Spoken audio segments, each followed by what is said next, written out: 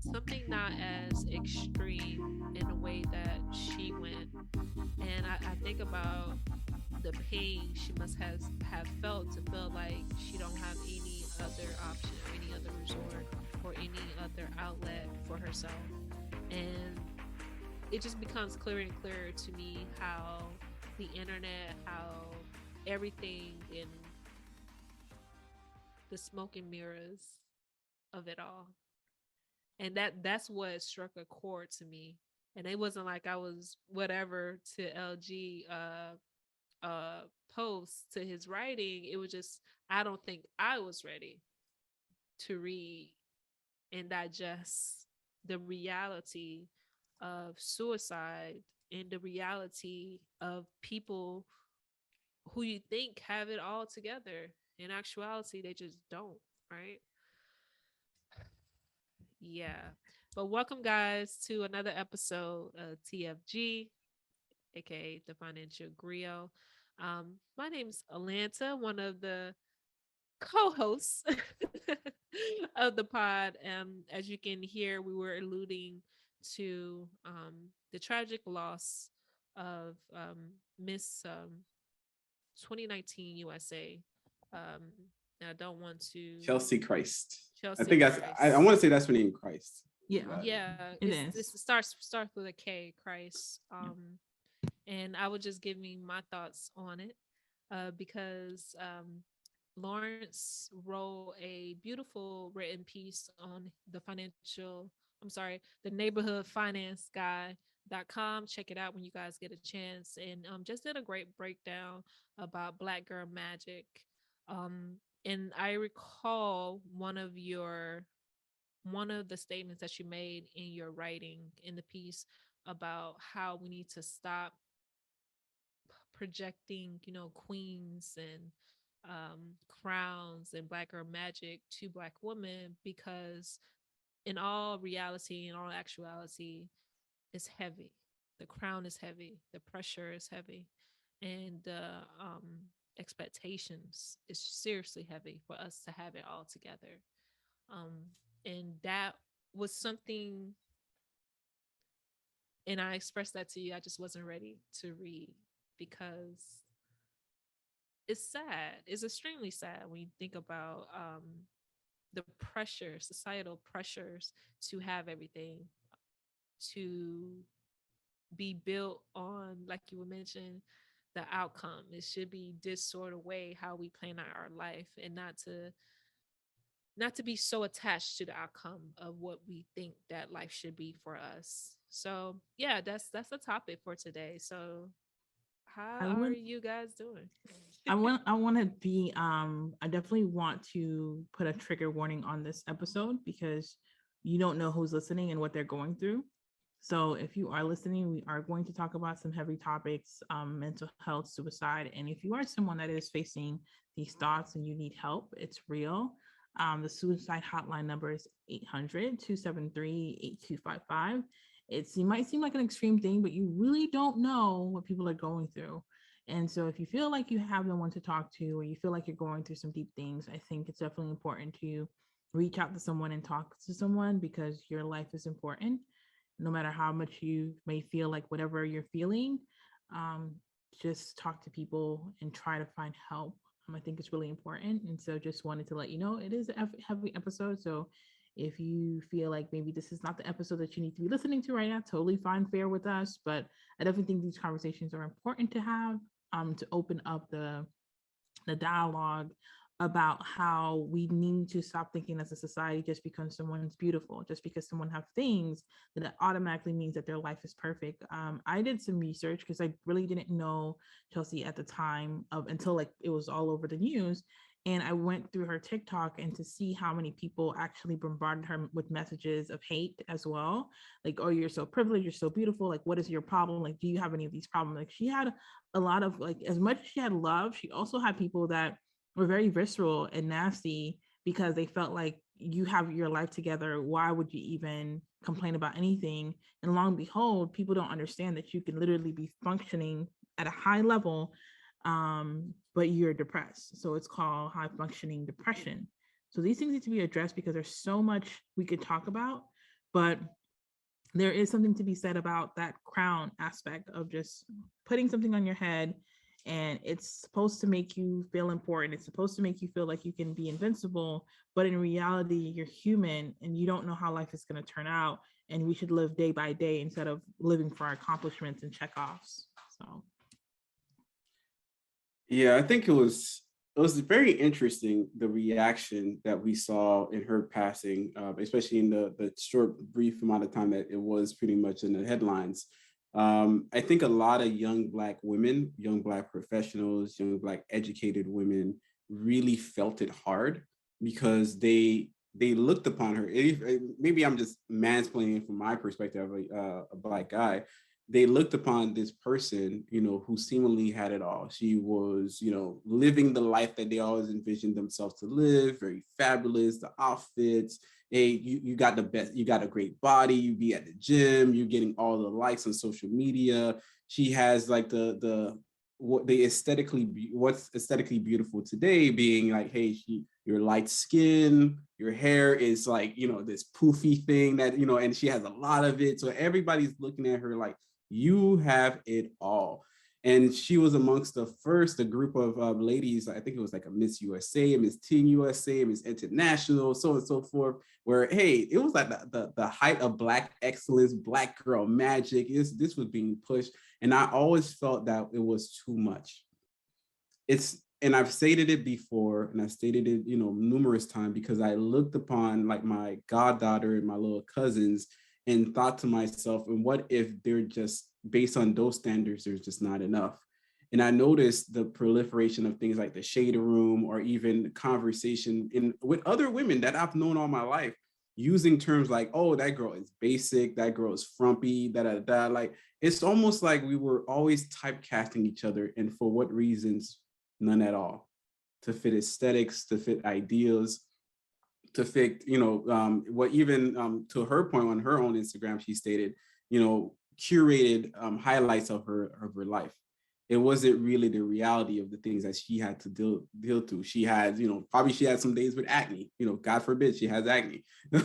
Some days her skin was not clear, whatnot. Or maybe some days she just didn't wake up at feeling her best, but she didn't post those things. Remember the whole Beyonce moment, woke up flawless? Like, nobody wakes up flawless. Like, everybody wakes up with issues. Like, where the face thing ain't beat, the things I ain't don't going. think she was that literal, but yeah, I give. Yeah, but she wasn't that literal. But the zeitgeist, the way the community interpreted, people were really faking themselves. People literally to be, are like flawless. Yeah, like, they're I want to trying wake to up that way, and it's like I woke up like this, and it's like, no, but you they woke not. up 35, an hour before, putting on makeup, whatever, get back in the bed, take a photo, and then now you're forcing little girls who are also looking at this, or looking at their mom, looking at these images, and they're thinking, this is who I'm supposed to be.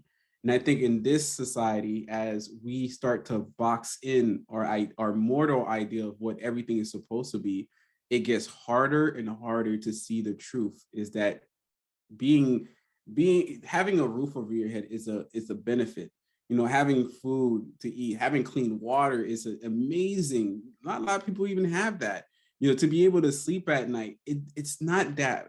We don't need that much. And to her point again, in another IG post that she posted, about, even though she had an MBA, she had a law degree, she was, a miss, whatever. She even said she was always chasing the next high, the next thing, because it was never enough for the audience. And I think that's where we were at. I think a lot of women, I noticed the reaction is because they're like, this is the person that I wish myself to have ever been. How can she commit suicide? And for me, I'm like, how can she not? The pressure, the monsters that we create, we do it to ourselves every day. The people that, content creators, or the gig economy is cool in today, but imagine 4 or 5 years from now, when you're not the hot stuff anymore, when you're not at the apex, and somebody brand new comes in and you're just not as important. What high do you chase then? you try the best you can. You try to live up these expectations that you create almost on a daily basis, these fake expectations of which in truth, you could literally take a step back, take inventory of where you are, who you are, what's great, your friends, your family, the relationships you have, and for you to just say that it's okay, that I have arrived. And by arriving, that's enough. I don't know what else to say, but like snap, snap, snap, pour out the candles, lit them up, have the conversation, because LG is completely right. We are curating lifestyles. We're not living lifestyles. And there's a difference. Lifestyle is like you do it, whether there was cameras, this, whatever. And this started before social, because I don't know if you all remember when there became this reality TV like scale, like Living Up with the Kardashians, what's the other, Housewives, and like a glimpse into a lifestyle that people are condensing within 30 minutes. You don't see the drama, you don't see the doctor visits, you don't see the problematic relationships, and we love to draw into that drama. So then as a society, this made way for social. This made way for this hedging, where you were seeing people that quote unquote live this lavish lifestyle, living a particular way, and now you're desiring something that you have no idea the cost of. You don't know the cost of what it is to be this person. And no one's saying not to achieve, not to strive to be a creator, not to strive to do whatever, but there is something to be said about doing it for the right reasons, where you're okay with you, you're at peace with you first, because we're putting the priorities in the wrong place. Do I become an online phenomenon? And well, maybe, this is not really, I'm not okay, but I'm going to keep doing this. And maybe one day I'll be okay. Maybe this is going to validate me. This is going to make me feel better. And time again, it's going down a rabbit hole that you're not feeling better. You're actually feeling worse. You're not happy with yourself. It's causing problems in your life. And I think there's something to be said as a society for us to really look into this a lot deeper. Another person, there's another influencer, I don't remember her name right now, but I believe it starts with an A. I think it's Alicia. And she used to be a makeup artist. And on TikTok, on Instagram, all the platforms. And she talked about how doing the makeup looks literally were not feeding her soul. Like they were literally causing her not to be okay at all. And now she moved into this fitness thing where she just started to go to the gym, and she realized going to the gym was making her feel better. And she started to go to the gym. Her physique, she killed it. Her progress is amazing. But people then started to attack her literally on, oh, so now you're going to be a fitness influencer. She's like, hold up. I'm doing this for me. I was unhappy posting 10 similar looks as a makeup artist on Instagram to a beauty standard that I don't even feel like I want to live up to. And so even the audience, when you do change to do things that are going to be good for you, we want the looks, we want the perfection so much that now we're telling influencers essentially, quote unquote, you can't change and evolve. And if I'm a creator and I'm not happy and I'm just creating for you, then I don't need to be creating. This is just me personally, my thoughts on it, because it's coming to a point where it's becoming a monster that we're treating these people inhumanely. Like if you go to some of these comment sections, like people, things that you would never dare to say to somebody face to face, people are saying. And so I think that if you are in this space, I'm not saying don't ever do it. I'm saying protect your peace. Your block game better be quick. And if you feel like I can't handle that level of pressure yet, you might want to do other work before you do that front-facing work, because there's something about being okay with you that we need to prioritize in our society. We just need to prioritize it, because it's literally going to cause us to be in a very bad place. There's something to be said about growing older, that we aren't allowing people to do so, at least unnaturally so. We I guess as a society, we force young women, young girls to grow up too fast.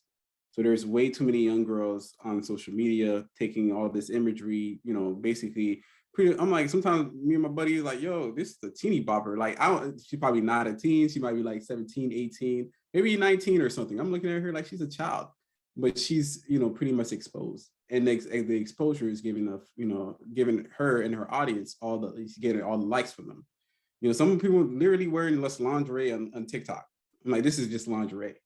You are probably 18. You have the rest of your life to go through, and yet you've already exposed yourself, period, to the online community for the rest of the time.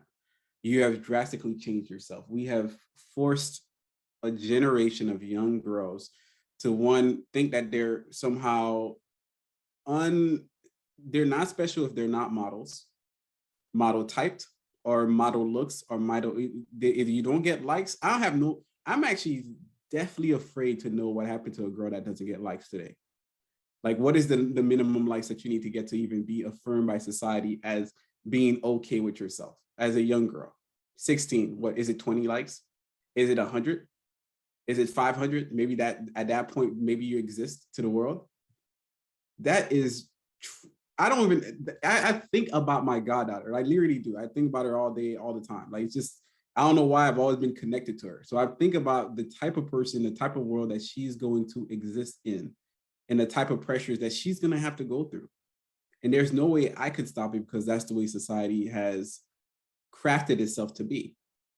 At the same time, we force guys into the same, boxes too. Now, a lot of ladies are asking guys that are 17, 20, hey, if you ain't a six-figure man, you ain't shit to me. Sorry about the word, but you're not anything. You have no value.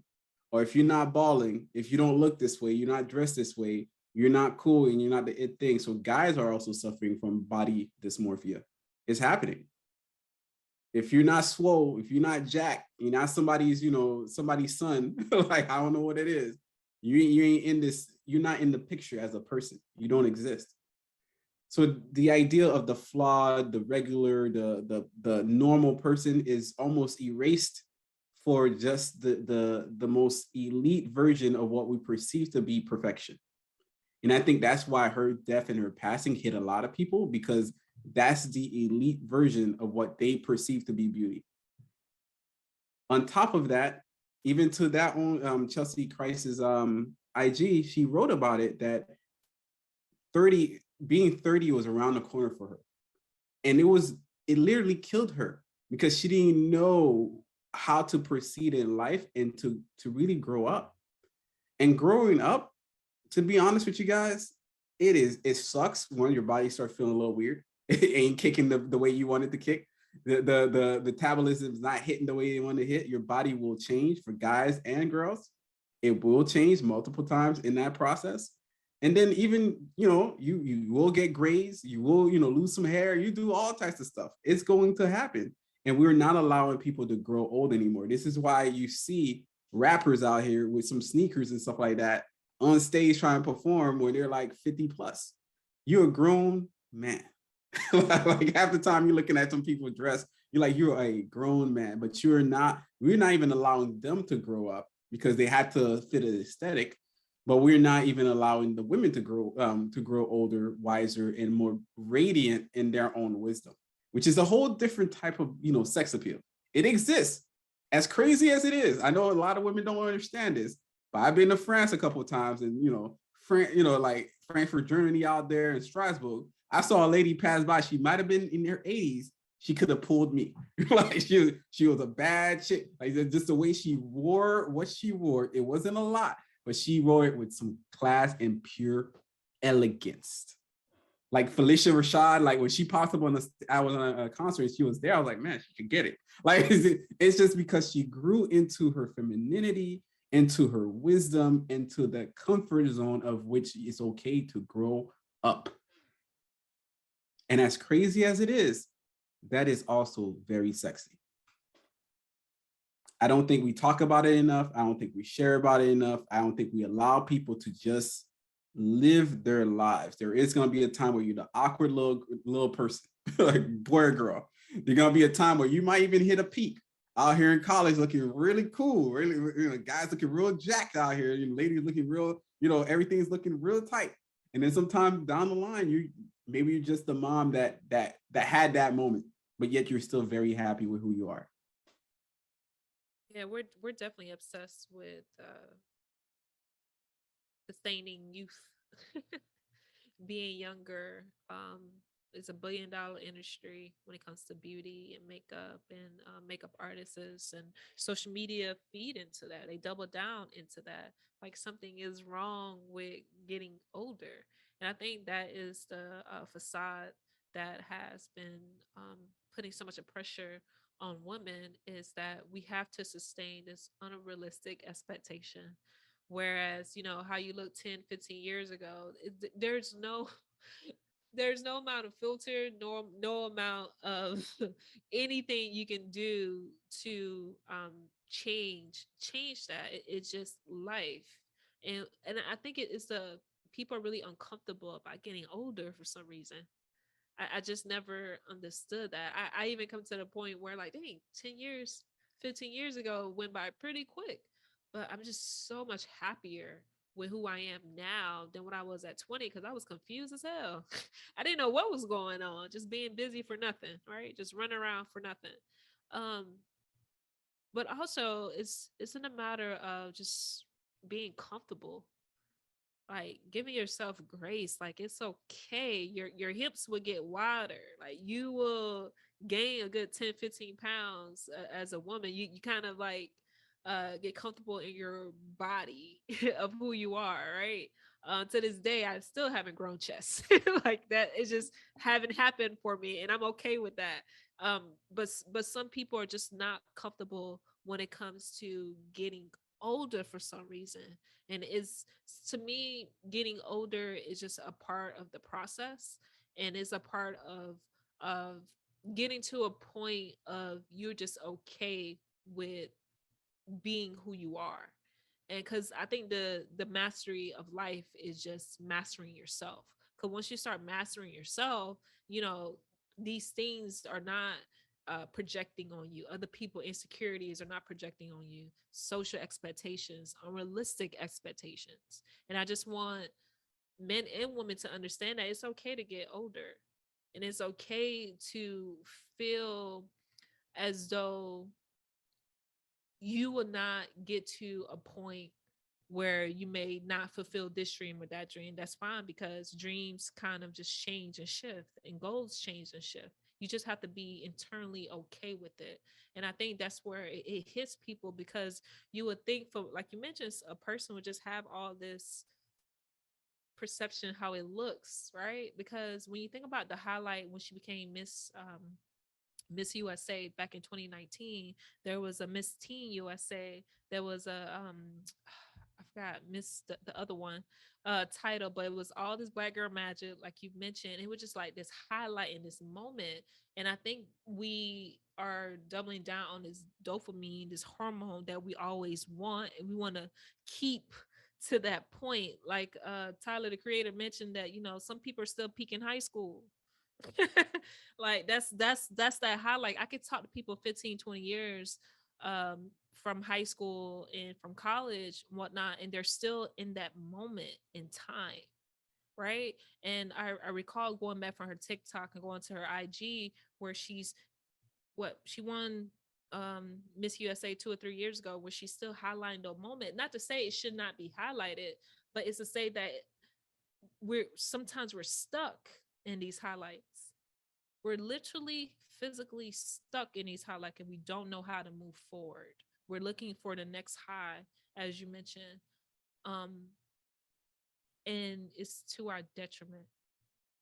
Is literally to our detriment, because now not only we're curating these highlights and trying to find the next thing, the next big thing to give us these achievements and these awards, but now we're suffering in silence because we can't tell people how we really feel. There's no vulnerability of that. And we also, yeah, go ahead.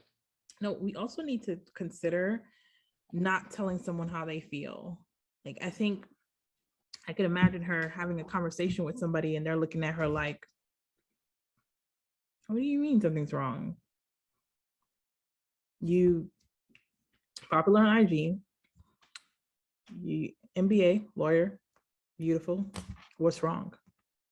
We need to be okay with people having issues, even if everything outside looks right.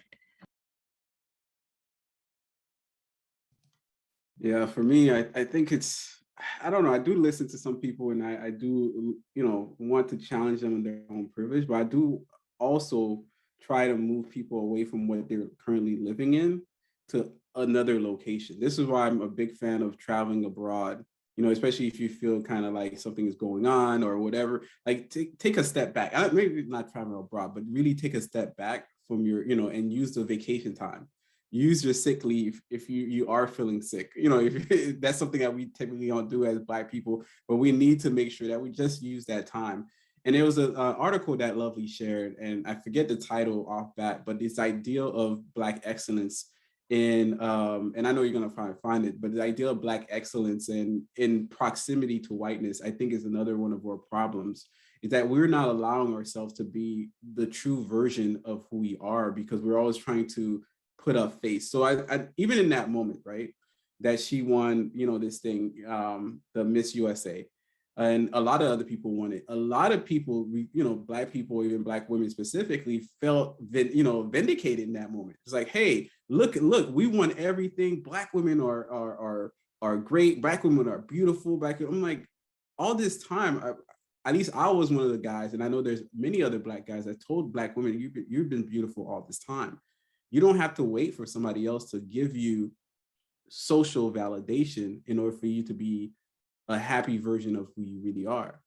I think that's another thing that we don't talk about. Like, we're always trying to find appeasement in the white gaze, in how they feel about us or how we feel about ourselves, but through whatever they feel about us. Like, it's just, no, just step back and just have a conversation with I would have loved to see more conversation between her and some other people and other Black women just talking about how they feel. I think there was a few people that try to do like segments, like table talks or panels where they have this kind of big conversation. I don't think people tuned in enough to they continue them. And I think that's part of the problem. We need to slow it down in moments of pure jubilation and just say, hey, I went through this thing. It was problematic. There was a lot of people hating on me. I really feel bad. And this is, I'd hope that I get more support. And I just want to go to, I want to change us.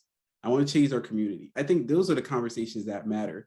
To Alana's point, you found it. The name of that article is Why Black Women Are Divesting from Excellence and Embracing Mediocrity via Refinery 29 publication. It's the title itself kind of caught me off guard. I think it sounds very messed up. But when you get into the article, yet again, when you get into the actual reading, get really deep into it, you find that what the author is trying to say is that throughout her life, she was placed into the white gaze by her Ghanaian father or something like that. So she was put into that position in which she had to somehow figure out how to be the best of this thing, going overseas to the UK, going to the best class, the Ivy League schools, getting the best, grades. So at all this time, while her dad was just very happy for her, he was bragging to his friends, his family. We have a culture around us that only feel that we made it in white spaces. Whereas in truth, we've always been fine. We've always been great people. We've always been happy people. We don't have to, just because it's at Harvard, that's the time that you post the grades up. It could be at the public school. It could be at the community college. It could be at anything. We need to relearn to uplift people, period, and move away from the social validation. And I think that would help people. I wouldn't say it would solve everything, but I think it would help people if there were more communities around them all the time. Having real conversation, letting your hair down, zero makeup, zero looks, zero whatever. Just like, yo, I'm just out here just watching TV. You want to come over? And you don't need to do all the full on cleaning until I see myself in the reflection of the ground. No, just come over. And yeah, there might be some dishes in the, over there that I haven't got to until the end of the day. It's fine. But I think that's where we're missing out on the real connections anymore, because everything we're living in fear of the truth, that we're not perfect. And I think too, it's like we're coming to an understanding that we have to be the balanced people that we actually want. Because when we look for the mentors, when we look for the actual people before us, a lot of toxic people, right? And a lot of things that we have witnessing growing up. Um, and I, for one, I kind of think that what I have witnessed and what I have seen, I don't want that for my life. And it's kind of hard to create something else that's better when you don't know what that actually is. So that's why it is a great point that we should create more of these panels, and women should be more vulnerable with each other. Like, life doesn't stop after 30. There's this is huge thing about, life stopping after 30. Like, you can't have children, possibly not have children after 35, or start a family or get married after 40. The average person typically live 80 plus. My grandma, my great grandmother's sister, was still alive. In high school, she passed away. She was pushing 100. So it's one of those things where we don't look past what's in front of us. We just think this is it. Like, wow, like it you do yourself such a disservice when you think this is it. Like, you're 28, you're 29, you're 32, 33. Like, this is it. Are you kidding me? You have a good 30, 40 years in front of you. And we're just, curating this time and highlighting this time like this is it. And we don't talk about how it's such a nuance to think like, wow, you're having a baby at 37, you got married at 41, and it's like we're feeding into these narrative, like you can't have more after a certain age. It's like, what? Are you kidding me? And I think that's what the thing too is, disassociating ourselves with the outcome. And it's not where it's not like we don't want more. It's the fact that we don't think that more will actually come to us after a certain age. And I think people are not hopeful anymore. In her case, going back to the last article interview she had with Allure magazine, she really thought that, after the age of 30, she didn't have it all together. She didn't have the spouse. She didn't have the family. It's like 30. You guys understand how young that is? 30 years old. She won Miss USA at 28. 28 years old. And I think her first pageant was Miss South Carolina or Miss North Carolina or something like that, the first time. And then she went to Miss USA and won the title. How amazing that achievement is. And to think that at 30, you had peaked. Are you kidding me? At 30 years old. So we really need to have these real conversations to know that you're still worth having better and greater achievement at 35, at 36, at 40, right? The Harry Potter author, I think she over the age of 40, like 20 something years, that she was continuously placing her manuscript out there, rejections. It took one approval over the age of 40, and she was able to gain just this stardom of this new phenomenon of Harry Potter series and books. Like, it does not stop at 30. It does not stop at 32, 33. You still deserve love. You still deserve a family. If that what you want, you still deserve all these goals and everything that you achieve for. It does not stop at a certain age. And I think we place the limitations with us because of the pressure that you should have a family by 30, you should be married by a certain time, and all these things. And that's not real life. It's just not. And we're placing too much of pressure on ourselves, where it's literally killing us. It's literally killing us. And for me personally, for myself, I had to let go of the fact that, getting to a certain age, I told you guys before, do I even want children? Because I'm at a place where I'm okay, right? I still want a partner, but I'm not sure if I want children, my own children. I go back and forth with that. I have real conversations with myself, you know And I'm just thinking that, okay, I still want marriage, but if I'm at a certain age, I don't want to go through IVF. I don't want to go through all these things. I just know me for who I am. I just don't want to do that. Will my husband be okay with that? Am I enough for him for that? You know? And these real conversations is not something that we take accountability for, and to be realistic, right? And it's okay if that's not the route you want to take, and that's fine, right? And it's all right if you change your mind. That's life too.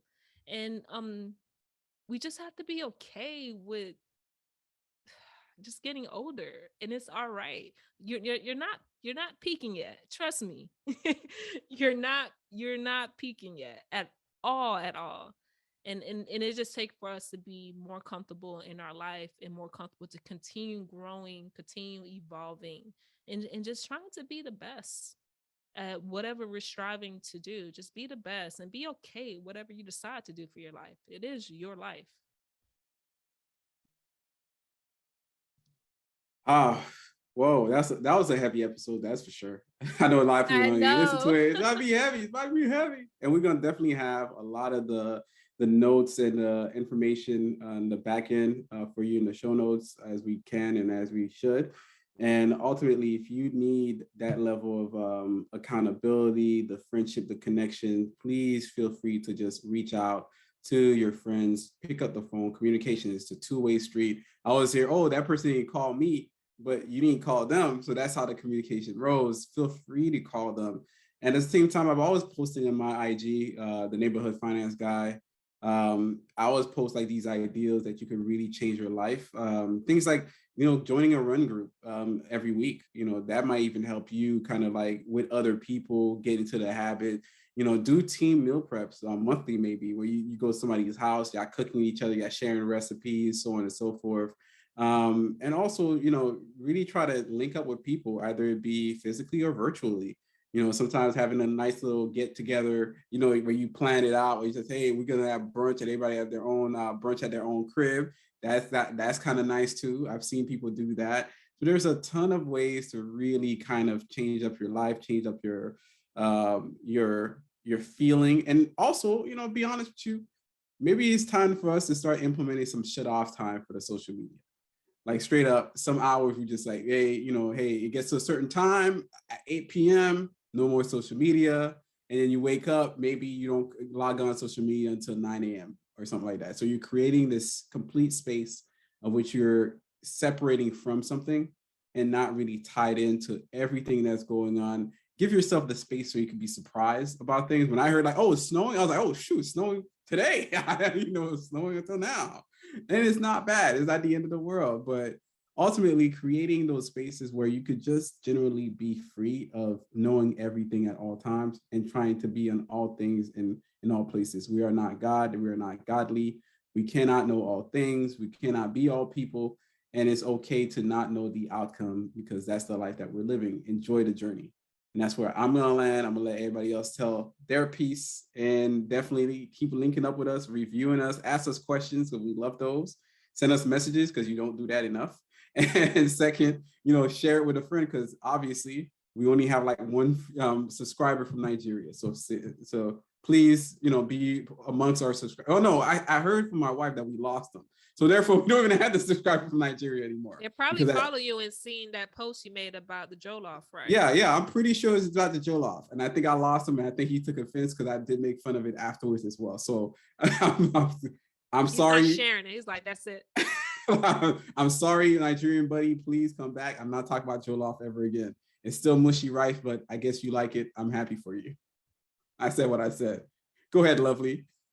Thank you so much for listening to the Financial Griot podcast. It was a beautiful episode that slightly is getting divergent.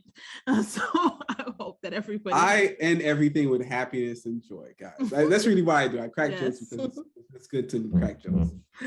But no, it was a really good episode. I hope that you learned something. Thank you so much for following us, sharing it. And if you know someone that needs this, go ahead and share it with them.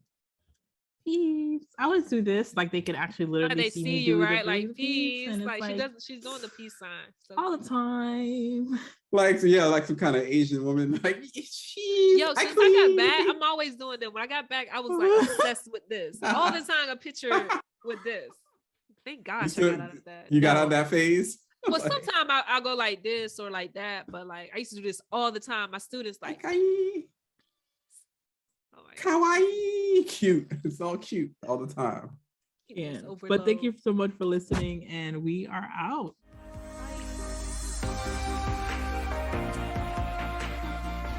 Thank you for listening to the Financial Griot podcast, powered by the Wealth Builders Collective.